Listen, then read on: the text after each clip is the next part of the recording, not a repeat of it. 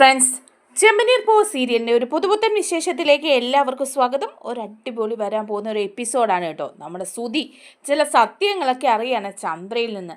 ചന്ദ്രയുടെ മകനല്ല സുധി എന്നുള്ള വിവരം സുധി തിരിച്ചറിയാണ്. അപ്പോൾ പിന്നെ സുധിയുടെ ആ അഹങ്കാരത്തിനൊക്കെ കുറവ് വന്നിട്ട് സുധി ഒരു നല്ല മനുഷ്യനായിട്ട് മാറുകയാണ് കേട്ടോ. സച്ചിയും രേവതിയൊക്കെ പിന്നീട് നല്ല രീതിയിൽ അംഗീകരിക്കുകയാണ് ചെയ്യുന്നത്. അങ്ങനെ സുധി ആ സത്യമൊക്കെ അറിയാൻ പോകുന്ന എപ്പിസോഡ് വിശേഷത്തിലേക്കാണ് നമ്മൾ പോകുന്നത്. നമ്മുടെ വീഡിയോ ഇഷ്ടമായാലൊന്ന് ലൈക്ക് ചെയ്യണേ, ചാനൽ കൂടി ഒന്ന് സബ്സ്ക്രൈബ് ചെയ്ത് സപ്പോർട്ട് ചെയ്യണേ. അങ്ങനെ സുധിക്കാണെങ്കിൽ ബിസിനസ്സിൽ ഒരു വലിയ നഷ്ടം തന്നെയാണ് ഉണ്ടായിരിക്കുന്നത്.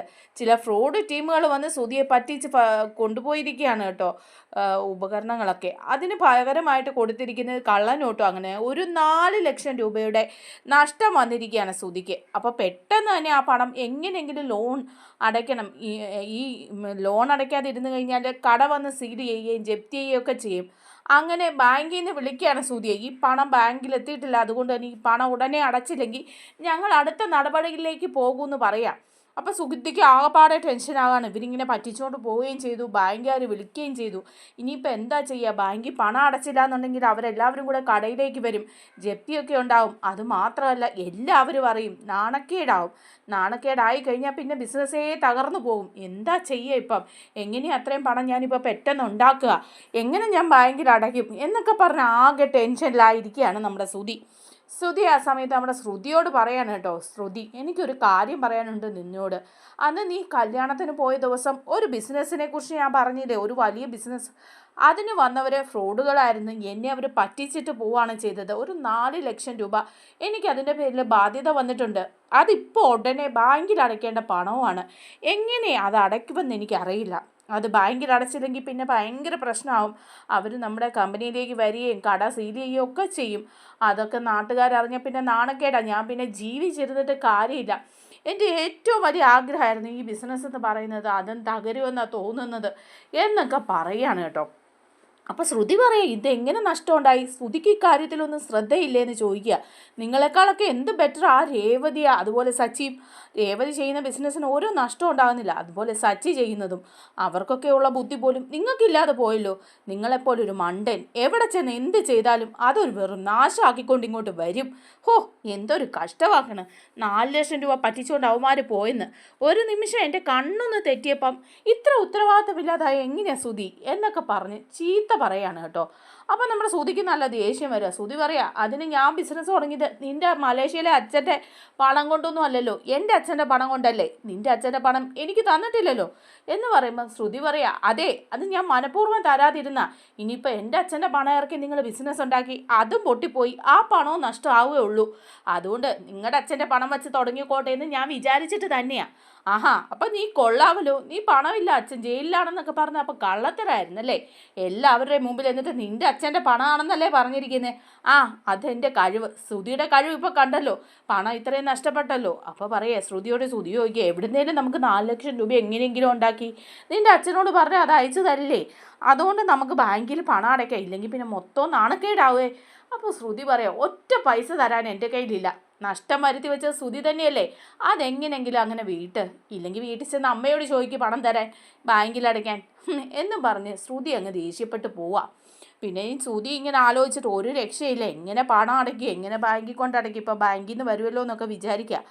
അപ്പോഴാണ് ശ്രുതിക്കൊരു ബുദ്ധി തോന്നുന്നത് കേട്ടോ. അമ്മയുടെ അലമാരയിലൊന്ന് പരിശോധിച്ചാൽ കുറച്ച് സ്വർണ്ണം എന്തെങ്കിലും കിട്ടും. കാരണം ആ രേവതിയുടെ സ്വർണ്ണമൊക്കെ അമ്മയുടെ അലമാരിയിൽ ഇരിപ്പുണ്ട്. രേവതിക്ക് അച്ഛമ്മയും അച്ഛനും ഒക്കെ സമ്മാനമായിട്ട് കൊടുത്ത സ്വർണ്ണം അമ്മ വാങ്ങി അലമാരിയിൽ വെച്ചിട്ടുണ്ട്. തൽക്കാലം അതവിടെ വെറുതെ ഇരിക്കുക. രേവതി ഇപ്പോഴൊന്നും ആവശ്യപ്പെടാൻ പോകുന്നില്ല. ആ സ്വർണ്ണം അടിച്ചു മാറ്റിക്കൊണ്ട് പോയി വിറ്റാലോ പണയം വെച്ചാലോ എനിക്ക് കാര്യം സാധിക്കാം തൽക്കാലത്തേക്ക് എന്നിങ്ങനെ പറയാം. എന്നിട്ട് പതുക്കെ സുധി വീട്ടിലെത്തി കഴിയുമ്പോഴേ സുധി റൂമിൽ കയറി ചന്ദ്രയുടെ അലമാര തുറക്കുക. അലമാര തുറന്ന് പമ്മിച്ചെന്ന് ആ കൂടെടുക്കുകയാണ് കേട്ടോ. ആ കവറിലിട്ട് വച്ചിരിക്കുക ചന്ദ്ര നമ്മുടെ രേവതിയുടെ സ്വർണ്ണമൊക്കെ. ആ സ്വർണ്ണമൊക്കെ ഇങ്ങനെ എടുത്തിട്ട് നോക്കുവാണ് സുധി. എന്നിട്ട് പറയാം, ഓ, ഇതിപ്പം വിറ്റ് കഴിഞ്ഞാൽ എങ്ങനെയും 4 ലക്ഷം രൂപ കൂടുതൽ കിട്ടും. എന്തായാലും നന്നായി, ഇതിപ്പോൾ തൽക്കാലം വിൽക്കാം, ആരും അറിയണ്ട. അമ്മയോട് ചോദിച്ചാൽ അമ്മയും സമ്മതിക്കില്ല. ഇതിപ്പോൾ ആരാ ഇടത്തേന്ന് ആരും അറിയാനൊന്നും പോകുന്നില്ലല്ലോ എന്നൊക്കെ വിചാരിച്ച് ആ സ്വർണ്ണം എടുത്തുകൊണ്ട് സുധി പുറത്തേക്ക് പോയി സുധി ആ സ്വർണ്ണം അങ്ങ് വിൽക്കുക ചെയ്യുന്നത് കേട്ടോ. ഇത് നമ്മുടെ ചന്ദ്രമതിയോട് ഇക്കാര്യം ഒന്നും പറയുന്നില്ല. അങ്ങനെ ചന്ദ്രമതിയാണെങ്കിൽ ആകെ ടെൻഷൻ അടിച്ചിരിക്കുക. അപ്പം ചന്ദ്രമതി അലമാരി തുറന്ന് നോക്കുമ്പോഴേക്കും ഇല്ലേ സ്വർണ്ണയില്ല. സുധിയാണെങ്കിൽ പണം ചോദിക്കുകയും ചെയ്തു ചന്ദ്രമതിയോട്. ചന്ദ്രമതി സുധിയെ ഒരുപാട് വഴക്ക് പറഞ്ഞു. നാണമില്ലല്ലോടാ നിനക്ക്, നഷ്ടം ഉണ്ടാക്കി വെച്ചിരിക്കുന്നു, എന്നിട്ട് ഇങ്ങോട്ട് വന്നിരിക്കുക, പണമൊന്നും തരാൻ എൻ്റെ കയ്യിലില്ല എന്നൊക്കെ ചന്ദ്രമതി പറഞ്ഞു. അപ്പോൾ അലമാരി തുറന്ന് നോക്കുമ്പോൾ നമ്മുടെ സച്ചിയുടെയും രേവതിയുടെയും സ്വർണം കാണുന്നില്ല. അപ്പോഴേ ചന്ദ്രമതിക്ക് സംഭവം പിടികിട്ടി കേട്ടോ. ഇത് വേറെ ആരുമല്ല, സുധി തന്നെയായിരിക്കും മോഷ്ടിച്ചിരിക്കുന്നത്. സുധി അല്ലാതെ ആരും ഇവിടെ ഈ പണി ചെയ്യല. ഈ കള്ളത്തരം അവൻ തന്നെ ചെയ്തത്. അവൻ പണം ആവശ്യപ്പെടുകയും ചെയ്തു. അപ്പോൾ അവൻ തന്നെയായിരിക്കും ഇത് എടുത്തോണ്ട് പോയിരിക്കുന്നത്. ഹോ, എന്തൊരു നാശമായി, ഇവനത് കൊണ്ടുപോയി എന്ത് കാണിച്ചു വാ എന്നൊക്കെ പറഞ്ഞ് ചന്ദ്രമതിയാണെങ്കിൽ ആകെപ്പാടെ ടെൻഷൻ അടിച്ചിങ്ങനെ ഇരിക്കുക. ടെൻഷൻ അടിച്ചിരിക്കുന്ന സമയത്താണ് കേട്ടോ നമ്മുടെ സുധിയെ വിളിക്കുന്നത്. എന്നിട്ട് ചന്ദ്രമതി ചോദിക്കുന്നുണ്ട്, എടാ നീ എവിടെയാടാ ഇപ്പം എന്ന് ചോദിക്കുക. ഞാൻ ടൗണിലുണ്ടല്ലോ. എടാ നീ ഇവിടെ ഇരുന്ന് സ്വർണ്ണം എടുത്തോണ്ട് പോയോടാ, സച്ചിയുടെയും രേവതിയുടെയും സ്വർണം നീ എടുത്തോന്ന്. അപ്പോൾ സുധി പറയാ, ഞാൻ എടുത്തില്ലല്ലോ അമ്മേ, ഞാൻ കണ്ടില്ല. എടാ നുണ പറയരുത്, നീ അല്ലാതെ ആരും ഇവിടെ അത് ചെയ്യില്ല എന്ന് എനിക്കറിയാം, നീ അത് എടുത്തോന്നാണ് ഞാൻ ചോദിച്ചത്. അപ്പോൾ പറയാണ്, അമ്മേ ഞാനത് എടുത്തു, എനിക്കൊരു 4 ലക്ഷം രൂപയുടെ ആവശ്യം ഉണ്ടായിരുന്നു, അപ്പോൾ തൽക്കാലം ഞാനത് എടുത്തു. ഇനിയിപ്പം എന്താ ചെയ്യേണ്ടേ, അത് ഞാൻ വിൽക്കുകയും ചെയ്തല്ലോ, ഇനിയിപ്പം എന്താ ചെയ്യുക എന്ന് ചോദിക്കുമ്പോൾ പറയാം, ദേ ഇവിടെയാണെങ്കിൽ ആ സച്ചിയും രേവതി ആ സ്വർണത്തെക്കുറിച്ചൊക്കെ സംസാരിക്കുന്നുണ്ട്, അച്ഛനോട് അതിനെക്കുറിച്ച് എന്തെങ്കിലും സംസാരിക്കുന്നുണ്ട്. രേവതി എങ്ങാനും ചോദിച്ചാൽ എന്ത് പറയും ഞാൻ, എന്താ ചെയ്യേണ്ടത് നീ അത് പറ, എന്തെടുത്ത് ഞാൻ കൊടുക്കുമെന്ന് നീ പറയടാ എന്ന് പറയുമ്പം ഉടനെ സുധി പറയാം, അത് അമ്മ ഒന്നും പറയാൻ പോകണ്ട, ഞാനിപ്പോൾ അതുപോലത്തെ തന്നെ മുക്കുപണ്ടം വാങ്ങിക്കൊണ്ട് വരാം, ആ ഡിസൈനിലൊക്കെ തന്നെ ഉള്ളത് ഞാൻ വാങ്ങിക്കൊണ്ട് വന്ന് അലമാരിയിൽ വെച്ചേക്കാം, അപ്പോൾ കുഴപ്പമില്ലല്ലോ. രേവതിയും സച്ചിയും ചോദിക്കുമ്പം അതെടുത്ത് കാണിക്കാമല്ലോ. പിന്നെ രേവതി ആ സ്വർണ്ണം ആവശ്യപ്പെടാനൊന്നും പോകുന്നില്ല, പിന്നെ എന്തിനെങ്കിലും വേണ്ടി ചോദിച്ചാലും ആ മുക്കുപണ്ടം എടുത്തങ്ങ് കൊടുക്കാം, അത് വിൽക്കാനും പണയം വയ്ക്കാനും ഒന്നും അവരെ സമ്മതിക്കാതിരുന്നാൽ പോരെ എന്ന് ചോദിക്കുക. അപ്പോൾ ഉടനെ തന്നെ പറയുന്നുണ്ട് നമ്മുടെ ചന്ദ്ര പറയാ, എന്നാൽ പിന്നെ നീ അങ്ങനെ ചെയ്യേ, എങ്ങനെയെങ്കിലും മുക്കുപണ്ടെങ്കിൽ മുക്കുപണ്ട പെട്ടെന്ന് തന്നെ അത് വാങ്ങിക്കൊണ്ടു പോവാ, അവർ ചോദിച്ചാൽ ഞാൻ എന്തെടുത്ത് കാണിക്കവരെ, നീ പെട്ടെന്ന് കൊണ്ടുവരാൻ എന്ന് പറയാണ്. അങ്ങനെ നമ്മുടെ സുധിയാണെങ്കിൽ മുക്കുപണ്ടമൊക്കെ കൊണ്ടുവന്ന് അലമാരി വയ്ക്കുകയാണ് കേട്ടോ. അതുപോലത്തെ തന്നെ ആ സമയത്താണ് നമ്മുടെ സച്ചിക്കും രേവതിക്കും ബിസിനസ് തുടങ്ങുന്നതിനെ പറ്റി അവർ ആലോചിക്കുന്നത്. റൂം പണിയുന്ന കാര്യമൊക്കെ വന്നു കഴിയുമ്പോഴേക്കുമാണ് കേട്ടോ ഒരു ബിസിനസ് കൂടി തുടങ്ങാം, ഒരു വണ്ടി കൂടി എടുത്ത് ഓടിക്കാൻ കൊടുത്താൽ അതിൻ്റെ ലാഭം കൂടി നമുക്ക് കിട്ടിയില്ലേ, അതിനപ്പോൾ കുറച്ച് പണം കൂടി വേണ്ടേന്നൊക്കെ രേവതി ചിന്തിക്കുന്നത്. അപ്പോൾ സച്ചിയോട് പറയുന്നുണ്ട്, ഇതെടുത്ത് നമുക്ക് ഈ സ്വർണം വിറ്റിട്ട് വാങ്ങാമെന്ന്. അപ്പോൾ സച്ചി പറയാം, വേണ്ട, അതൊന്നും വേണ്ടെന്ന് പറയാം. അങ്ങനെ നിൽക്കുമ്പോൾ സച്ചി പറയുക, എന്നാൽ നിൻ്റെ ആ സ്വർണ്ണം എടുത്ത് വിറ്റിട്ട് നിനക്കൊരു താലിമാല വാങ്ങാം. അമ്മ കഴിഞ്ഞ ദിവസം നമ്മളെ വെല്ലുവിളിച്ചില്ലേ ആ സുധി, അവനും പറഞ്ഞില്ലേ നിനക്ക് ഞാൻ താലിമാല വാങ്ങിത്തരുമെന്ന്, അന്ന് ഞാൻ വെല്ലുവിളിച്ചതാണ്, പക്ഷേ എന്നെക്കൊണ്ട് ഇതുവരെ അത് സാധിച്ചില്ല. ഇപ്പോഴും നീ മഞ്ഞച്ചരടും കെട്ടിക്കൊണ്ടല്ലേ നടക്കുന്നത്, അങ്ങനെ ഇനിയിപ്പം സ്വർണ്ണ അലമാരി വെച്ചിട്ട് നീ മഞ്ഞച്ചരടും കെട്ടി നടക്കണ്ട, ആ സ്വർണം കൊടുത്ത് നമുക്കൊരു താലിമാല വാങ്ങാം എന്ന് പറയണം. അപ്പോൾ രേവതി ആദ്യം പറയുന്നുണ്ട്, ഓ വേണ്ട സച്ചി ചേട്ടാ, അതിൻ്റെ ഒന്നും ആവശ്യമില്ല, എനിക്കിപ്പോൾ ഇത് മതി എന്ന് പറയാം. അപ്പം സച്ചി പറയാം, അതിൻ്റെ ആവശ്യമില്ല, നിനക്ക് അച്ഛനും ഒക്കെ തന്ന സ്വർണം എന്തിനാ അമ്മയുടെ അലമാരി വെച്ചിരിക്കുന്നത്, അതെടുത്ത് മാറി ഒരു മാലയായിട്ട് വാങ്ങി നിൻ്റെ കഴുത്തിലിട്ടൂടെ, അതിനുള്ള അവകാശമില്ലേ നിനക്ക്, അതുകൊണ്ട് അത് ഞാനിങ്ങ് വാങ്ങാൻ പോവാണെന്ന് പറയാം. അങ്ങനെ സച്ചി രവിയോട് പറയുന്നുണ്ട്, അച്ഛാ ആ രേവതിയുടെ സ്വർണ്ണം അമ്മയുടെ അലമാരി ഇരിക്കുന്നില്ലേ, അതിങ്ങ് എടുത്ത് തരണം എന്ന് പറയാം. അപ്പം ചോദിക്കുന്നുണ്ട് കേട്ടോ രവി എന്തിനാന്ന്. അപ്പോൾ പറയാണ്, അതൊക്കെ കൂടെ കൊടുത്തിട്ട് രേവതിക്കൊരു താലിമാല വാങ്ങാനാ, 3-4 പവൻ്റെ ഒരു മാല വാങ്ങാൻ പറ്റും എന്തായാലും, എന്തിനാ അതവിടെ വച്ചിരിക്കുന്നത്. എന്നിട്ട് രേവതി മഞ്ഞച്ചരടും കെട്ടി ഇപ്പോഴും ഇങ്ങനെ നടക്കുകയല്ലേ, അതുകൊണ്ട് എൻ്റെ തീരുമാനം അതാ, അമ്മയോട് അച്ഛൻ പറയണം ആ സ്വർണ്ണം ഇങ്ങ് എടുത്തു തരാൻ, അതെടുത്ത് തന്നാൽ അതുകൊണ്ട് പോയിട്ട് ഫിറ്റ് ഞങ്ങൾ മാല വാങ്ങിക്കോളാം എന്ന് പറയാം. അപ്പോൾ ഉടനെ തന്നെ രവി പറയുന്നുണ്ട് കേട്ടോ ചന്ദ്രയോട്, ചന്ദ്രേ ആ മാലയും ഒക്കെ എടുത്തു കൊടുക്ക്, രേവതിയുടെ സ്വർണം അവരത് കൊണ്ടുപോയി ഒരു താലിമാല വാങ്ങട്ടെ, സച്ചി പറഞ്ഞതും ശരിയല്ലേ, നീ കേട്ടില്ലേ എന്ന് ചോദിക്കുക. അപ്പോൾ ഇത് കേൾക്കുമ്പോൾ നമ്മുടെ ചന്ദ്രയ്ക്ക് ആകെ ടെൻഷൻ ആവുകയാണ്. ഈ മുക്കുപണ്ടമല്ലേ ഉണ്ടാക്കി അലമാരിക്കകത്ത് വെച്ചിരിക്കുന്നത്, അതെടുത്തെങ്ങാനും ഇനി കൊടുത്തു വിട്ടാൽ എങ്ങനെ വിറ്റ് വേറെ മാല വാങ്ങും, ആകെ മൊത്തം പ്രശ്നമാകും, ഇത് പിടിക്കപ്പെടുമല്ലോ എന്ന് ഓർക്കുമ്പോൾ ചന്ദ്ര അങ്ങ് ഉരുണ്ട് കളിക്കുക. ചന്ദ്ര പറയുക, പറ്റില്ല, ആ സ്വർണ്ണം എടുക്കാൻ ഞാൻ സമ്മതിക്കില്ല, അത് സുരക്ഷിതമായിട്ട് എൻ്റെ അലമാരിയിൽ ഇരിപ്പുണ്ട്, അത് അവിടെ തന്നെ ഇരുന്നോളാം, ആർക്കെങ്കിലും സംശയം ഉണ്ടെങ്കിൽ ഞാൻ എടുത്ത് കാണിക്കാം, പക്ഷേ അത് വിൽക്കാനും പണയം വയ്ക്കാനും ഒന്നും ഞാൻ തരില്ല എന്ന് പറയുക. അപ്പോൾ രവി പറയുന്നുണ്ട്, അത് രേവതിയുടെ സ്വർണ്ണമല്ലേ, അത് കൊടുത്തൂടെ, അത് പണയം വയ്ക്കുക, അത് വിറ്റിട്ട് അവൾ വേറൊരു മാല വാങ്ങാനല്ലേ, അല്ലാതെ നശിപ്പിച്ച് കളയാനൊന്നും അല്ലല്ലോ, അപ്പോൾ ചന്ദ്ര പറയാം, എന്തിനാണേലും അത് വിൽക്കാനും ഉരുക്കാനും ഒന്നും ഞാൻ സമ്മതിക്കുകയല്ല. അമ്മ സന്തോഷത്തോടു കൂടി കൊടുത്തത് അവൾക്ക് സമ്മാനമായിട്ട്, അതൊക്കെ നശിപ്പിച്ച് കളയാന്ന് പറഞ്ഞാൽ അത് മോശമല്ലേ എന്ന് പറയാം. അപ്പം സച്ചി പറയുന്നുണ്ട്, നശിപ്പിച്ച് കളയുന്നില്ലല്ലോ, വേറെ സ്വർണം വാങ്ങി രേവതിയുടെ കഴുത്തിലിടുകയല്ലേ. രേവതി കഴുത്തിൽ മാലയില്ലാതെ നടക്കാൻ തുടങ്ങിയിട്ട് എത്ര നാളായി? വെറുതെ അത് അലമാരിയിൽ വച്ചിരിക്കുന്നത് എന്തിനാ? നിങ്ങൾ ആ സ്വർണ്ണം ഇങ്ങെടുത്ത് തന്നേ, അത് കൊണ്ടുപോയി ഞങ്ങൾ പോയി മാല വാങ്ങട്ടെ. വേറെയും കുറച്ച് പരിപാടികളൊക്കെ ഉണ്ട്. അച്ചമ്മയുടെ 80ാം പിറന്നാളൊക്കെ അല്ലേ വരുന്നത്, അതൊക്കെ നമുക്ക് നന്നായിട്ട് ആഘോഷിക്കുകയൊക്കെ ചെയ്യണ്ടേ എന്നൊക്കെ സച്ചി പറയാം. അപ്പോൾ രവി പിന്നെയും പറയുന്നുണ്ട്, എന്നിട്ടും അവിടെ നിന്ന് ഉരുണ്ട് കളിക്കുക നമ്മുടെ ചന്ദ്ര. ചന്ദ്ര പറയുന്നത്, എന്തായാലും ഞാനത് തരികയല്ലെന്നും പറഞ്ഞ് അമ്പിനും വില്ലിനും അടുക്കാതിരിക്കുക ചന്ദ്ര. അപ്പോൾ നമ്മുടെ വർഷ അവിടെ ഉണ്ട് കേട്ടോ. വർഷ അന്നേരം പറയാം, അമ്മേ അത് കൊടുക്കാമല്ലേ, അത് രേവതി ചേച്ചിയുടെ സ്വർണ്ണമല്ലേ, പിന്നെ എന്തിനാ അമ്മ അത് വാങ്ങി അലമാരി വെച്ചിരിക്കുന്നത്? രേവതി ചേച്ചിക്ക് ആ സ്വർണം കൊടുത്തു വിട്. എൻ്റെ സ്വർണ്ണമൊക്കെ എൻ്റെ കയ്യിലല്ലേ ഇരിക്കുന്നത്, അതുപോലെ ശ്രുതി ചേച്ചിയുടെ സ്വർണ്ണമൊക്കെ ശ്രുതി ചേച്ചിയുടെ കയ്യിലല്ലേ ഇരിക്കുന്നത്. രേവതി ചേച്ചിയുടെ മാത്രം എന്തിനാ അമ്മ മേടിച്ച് വെച്ചിരിക്കുന്നത്? രേവതി ചേച്ചിക്ക് അത് കൊടുക്കുകയാണെങ്കിൽ രേവതി ചേച്ചി പോയി അത് മാല വാങ്ങിച്ച് കഴുത്തി ഇട്ടോളൂ അല്ലേ, എന്തിനാ ഇങ്ങനെ പിടിച്ചു വെച്ചിരിക്കുന്നത്? ഇതൊക്കെ വളരെ മോശമാണ് കേട്ടോ അമ്മേ എന്ന് പറയാം. അപ്പോഴും ചന്ദ്ര അങ്ങ് നിൽക്കുന്നില്ല. പിന്നെയും രവി പറയുമ്പം ചന്ദ്ര സമ്മതിക്കുക, ഇനിയിപ്പോൾ പിടിച്ചു നിൽക്കാൻ പറ്റുമല്ലോ, ഇനി ഇതിവിടെ വച്ചുകൊണ്ടിരുന്ന് കഴിഞ്ഞാൽ പ്രശ്നമാകുമല്ലോ എന്നൊക്കെ ഓർത്തിട്ട് ചന്ദ്ര ആ സ്വർണ്ണം എടുത്തിട്ട് കൊടുക്കുക. ദേ എന്നാ കൊണ്ടുപോ, നീ അന്ന് തന്ന സ്വർണം തന്നെയാ ഇത്, എൻ്റെ അലമാരിയിൽ അതുപോലെ ഇരിക്കുകയായിരുന്നു, ഞാൻ ദേ അതുപോലെ ഇപ്പം നിൻ്റെ കയ്യിലോട്ട് തരിക. ഇവള് മഹാകളിയെ, ഇപ്പം ഈ സ്വർണം വാങ്ങാൻ വേണ്ടിയിട്ടല്ലേ ഇവൾ ഈ നാടകം മുഴുവൻ കളിച്ചത്. എന്തായാലും എൻ്റെ കയ്യിൽ നിന്ന് സ്വർണ്ണം ഇപ്പം നിൻ്റെ കയ്യിലായി, ഇനിയിപ്പോൾ എനിക്ക് അതിനൊരു ഉത്തരവാദിത്വം ഇല്ല, കൊണ്ടുപോയി വിൽക്കുവോ പണയം വയ്ക്കുവോ മാല വാങ്ങിക്കുകയോ എന്താന്ന് വെച്ചാൽ ചെയ്യ് എന്നും പറഞ്ഞ് ആ മുക്കുവണ്ടം എടുത്തിട്ട് കൊടുക്കുകയാണ് കേട്ടോ നമ്മളെ ചന്ദ്ര ഗരുതി കേട്ടിട്ട്. അത് കഴിഞ്ഞ് ചന്ദ്ര മനസ്സിലിങ്ങനെ വിചാരിക്കുക, ദൈവമേ ഇവരിതും കൊണ്ട് സ്വർണ്ണക്കടയിൽ ചെല്ലുമ്പം അവരിത് ഉരുക്കി നോക്കുമ്പം അവർക്ക് മനസ്സിലാവുമല്ലോ ഇത് മുക്കുപണ്ടാന്ന്. ഇനിയിപ്പോൾ എന്താ ചെയ്യുക? പിടിച്ചാലും അവൾ തന്നത് മുക്കുപണ്ടാന്ന് അങ്ങ് പറയാം, പാഴി മുഴുവൻ അവളുടെ തലയിൽ തന്നെ വച്ചു കൊടുക്കാം. എന്തായാലും ഞാൻ തടിയൂരാനായിട്ട് നോക്കുമെന്ന് വിചാരിക്കുക. എന്നിട്ട് ചന്ദ്ര എന്ന് സുധിയോട് പറയുന്നുണ്ട്, സുധി ആകെ മൊത്തം പ്രശ്നമായല്ലോടാ ഇതിപ്പം രേവതിക്ക് സ്വർണം വേണമെന്ന് ഇപ്പം തന്നെ പറയുകയും നമ്മൾ ആ മുക്കുബണ്ട എടുത്ത് കൊടുത്തു വിട്ടിട്ടുണ്ട്, അതും കൊണ്ട് കടയിൽ ചെല്ലുമ്പോൾ അത് സ്വർണ്ണമല്ലെന്ന് അവരറിയും, അപ്പോൾ പിന്നെ ആകെ മൊത്തം പ്രശ്നമാവും. എല്ലാത്തിനും കാരണം നീ ഒരുത്തനാ, നിൻ്റെ ഒരു ഒടുക്കത്തെ ബുദ്ധി. ആ സ്വർണ്ണം മോഷ്ടിച്ചുകൊണ്ട് പോകാൻ നിന്നോട് ആരെങ്കിലും പറഞ്ഞോടാ? എടാ പെരുങ്കള്ള, ഉള്ള കട മുഴുവൻ വരുത്തി വെച്ചേച്ച് അവൻ സ്വർണ്ണം മോഷ്ടിച്ചുകൊണ്ട് പോയി, ഇനിയിപ്പോൾ എൻ്റെ തലയിൽ ഇടുത്തി വീഴുമെന്നാണ് തോന്നുന്നത് എന്നൊക്കെ ഇങ്ങനെ നിന്ന് പറയുക കേട്ടോ നമ്മുടെ ചന്ദ്ര. അപ്പം നമ്മുടെ സച്ചിൻ രേവതിയും കൂടി ഈ സ്വർണ്ണമായിട്ട് സ്വർണ്ണക്കടയിൽ ചെല്ലുക. സ്വർണ്ണക്കടയിൽ ചെന്നിട്ട് മാലയൊക്കെ നോക്കുന്നുണ്ട്, താലിമാലയൊക്കെ കാണിക്കാൻ പറഞ്ഞാൽ അവർ കാണിക്കുക. 4 പവൻ്റെയോ 5 പവൻ്റെയോ ഒക്കെ മാല കാണിക്കുന്നുണ്ട്. ഇതെല്ലാം കണ്ടിട്ട് അതിൽ നിന്ന് പറഞ്ഞാൽ അവർ സെലക്ട് ചെയ്ത് വയ്ക്കുക. എന്നിട്ട് പറയുന്നുണ്ട് ഇത് മതി എന്ന് പറയാം.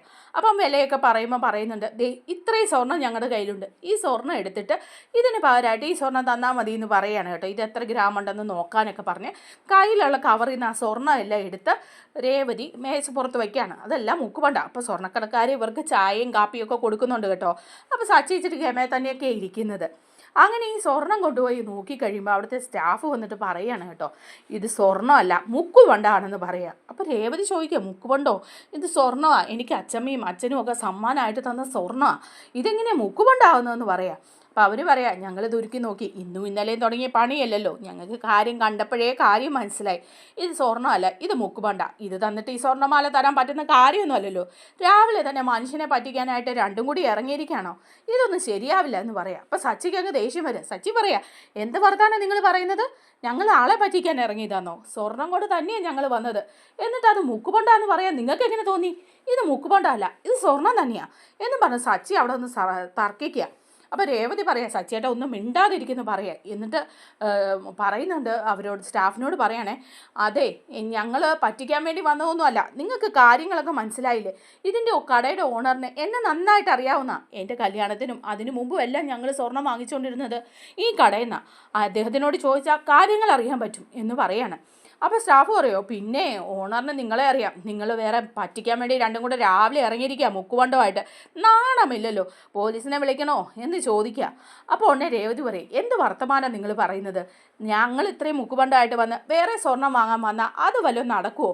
ഈ മുക്കുബണ്ടം നിങ്ങൾ ഉരച്ച് നോക്കാതെ എടുക്കുകയല്ലോ, പിന്നെ അങ്ങനെ ചെക്ക് ചെയ്യുമ്പം ഇത് സ്വർണ്ണമല്ലെന്ന് നിങ്ങൾക്ക് മനസ്സിലാവും. അങ്ങനെയുള്ളപ്പോൾ മനഃപൂർവ്വം പറ്റിക്കാൻ വേണ്ടിയിട്ട് ഞങ്ങൾ ഇതുമായിട്ട് ഒരു സ്വർണ്ണക്കടയിൽ കയറി വരുമോ? സാമാന്യ ബുദ്ധി ഉപയോഗിച്ച് നിങ്ങൾക്കൊന്ന് ചിന്തിച്ചൂടെ എന്ന് പറയാണ്. അപ്പോൾ അവർ പറയാം, അതൊക്കെ നേര് തന്നെയാണ്, അങ്ങനെ പക്ഷേ ഇതിപ്പോൾ മുക്കുപണ്ടമാണ് എന്ന് പറയാണ് കേട്ടോ. അപ്പോൾ 2 മുക്കുപണ്ടമൊക്കെ എടുത്ത് അങ്ങ് വിട്ടോ, ഇല്ലെങ്കിൽ ഞങ്ങൾ പോലീസിനെ വിളിക്കുമെന്നൊക്കെ പറയാം. അപ്പോൾ ഇവരെന്ത് സംഭവിച്ചെന്നറിയാം ഇങ്ങനെ ഇരിക്കുക. അപ്പോൾ കടയിലെ ഓണർ വരികയാണ്. അപ്പോൾ ഓണർ രേവതിയോട് പറയുന്നുണ്ട്, രേവതി എന്താ ഇപ്പം എന്ത് പറ്റിയെന്ന് ചോദിക്കുക. അപ്പോൾ സ്റ്റാഫ് പറയുക, സാറേ ഇവർ കുറച്ച് മുക്കുബന്ധമായിട്ട് ഇവിടെ വന്നിരിക്കുക സ്വർണ്ണമാല വാങ്ങാനായിട്ട് എന്ന് പറയുക. തനി ഫ്രോഡുകളാണെന്നാണ് തോന്നുന്നത് എന്നിങ്ങനെ പറയുമ്പം ആ ഉടമസ്ഥ പറയുന്നുണ്ട് കേട്ടോ, ഈ രേവതി എനിക്കറിയാവുന്ന നമ്മുടെ കടയിലേക്കും എല്ലാം വേണ്ട മാലകളൊക്കെ കെട്ടിത്തരുന്നത് ഈ കുട്ടിയാണ്, വർഷങ്ങളായിട്ട് അറിയാവുന്നതാണ്, ഒരു പറ്റിക്കുകയില്ല, അങ്ങനെയൊന്നും ചെയ്യുന്ന ആൾക്കാരല്ല ഇവർ എന്ന് അയാൾ പറയും. എന്നിട്ട് അയാൾ ചോദിക്കുന്നുണ്ട്, ഇതെങ്ങനെയാണ് സംഭവിച്ചത്, ഇതിപ്പം നിങ്ങളെ ആരെങ്കിലും പറ്റിച്ചതാണോ എന്ന് ചോദിക്കുക സച്ചിയോടും രേവതിയോടും.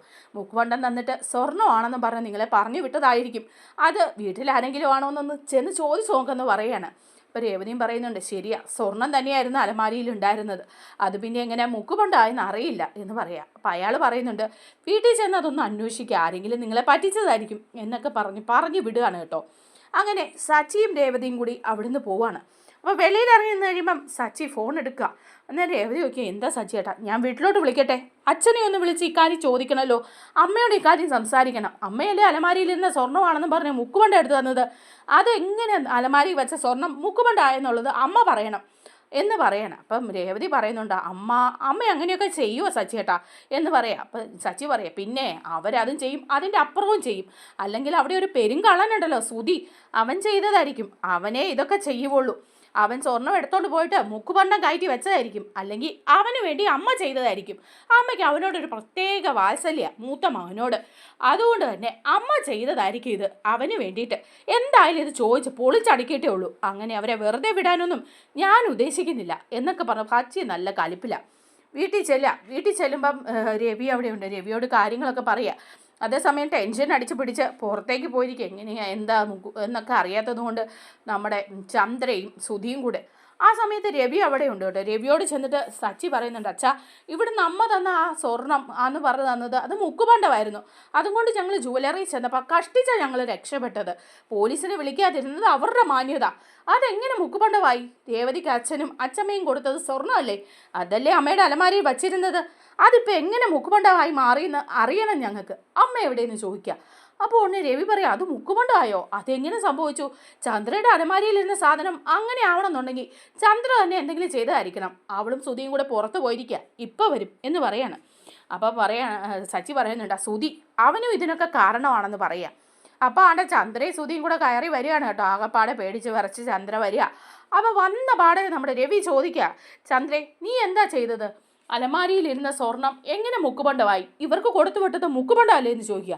അപ്പം ചന്ദ്ര പറയുന്നുണ്ട്, ഞാൻ മുക്കുപണ്ടമൊന്നുമല്ല കൊടുത്തു വെച്ചത്, അന്ന് ഇവൾ തന്ന സ്വർണം അതേപടി ഞാൻ എടുത്ത് കൊടുക്കുകയായിരുന്നു, അത് മുക്കുപണ്ടമാണെന്ന് ആരാ പറഞ്ഞേ, ഇനിയിപ്പം മുക്കുപണ്ടമാണെങ്കിൽ ഇവൾ അന്ന് എനിക്ക് തന്നത് മുക്കുപണ്ടമായിരിക്കും എന്ന് പറയാം. അപ്പം രവി ഒറ്റ അടി കൊടുത്തിട്ട് പറയാം, ചന്ദ്രൻ നീ ചുമ്മാ കിടന്ന് ഉരുണ്ട് കളിക്കല്ലേ, സത്യം പറയടി, അതിൽ അലമാരിയിലുണ്ടായിരുന്ന സ്വർണം എങ്ങനെ മുക്കുപണ്ടായെന്ന് പറയടി എന്ന് പറയുമ്പം ചന്ദ്ര പിന്നെ ഒന്നും പറയാനൊന്നും പറ്റുകയല്ല, സച്ചിയും നല്ല ചീറ്റി അടിച്ച് നിൽക്കുക. ആ സമയത്ത് ചന്ദ്ര പറയുന്നുണ്ട്, ഇങ്ങനെ സംഭവിച്ചു പോയി, ഈ സുധിക്ക് കടം ഉണ്ടായിരുന്നു, അപ്പോൾ അവൻ്റെ കടം വീട്ടാൻ വേണ്ടിയിട്ട് ആ സ്വർണ്ണം അവനെ എടുത്തോണ്ട് പോയി വിറ്റു, അതുകൊണ്ട് അതിന് പകരം മുക്കുകൊണ്ട് എടുത്ത് വച്ചതാ ഞാൻ എന്നിങ്ങനെ പറയുകയാണ് കേട്ടോ.